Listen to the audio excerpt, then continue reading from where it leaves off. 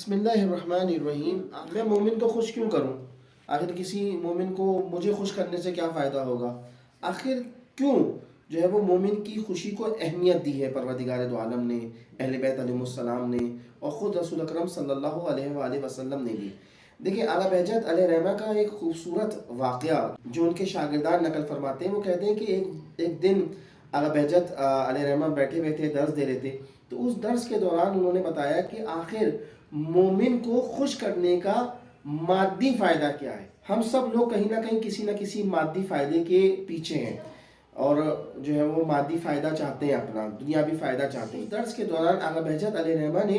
اپنے شاگردوں سے ارشاد فرمایا کہ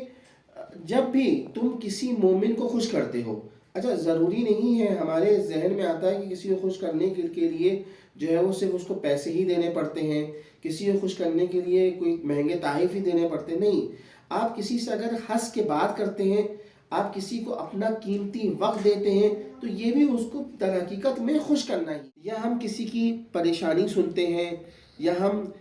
کسی کے برے وقت میں کام آ جاتے ہیں، یا اگر کوئی پریشان ہے خالی اور ہم اس کے ساتھ کھڑے ہوئے ہیں اور اسے یہ بتاتے ہیں کہ اگر تم پریشان ہو اور اس پریشانی کے عالم میں ہم تمہارے ساتھ ہیں، تو یہ بھی مومن کو خوش کرنے کے معنی میں آتے ہیں۔ بہجت علیہ رحمہ کہتے ہیں کہ مومن کو کسی بھی طریقے سے خوش کرتا ہے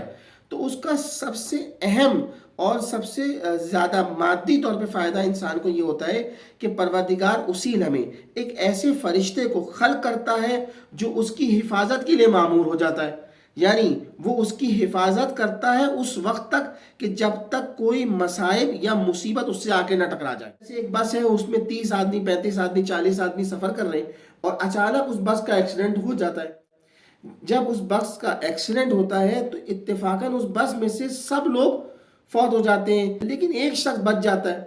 اور اتفاقاً وہ ایسے بچ جاتا ہے کہ اس کو ایک خروش بھی نہیں آتی یا ہلکی پھلکی خراشیاں آتی ہیں، اور صحیح و سالم ایسے ایکسیڈنٹ سے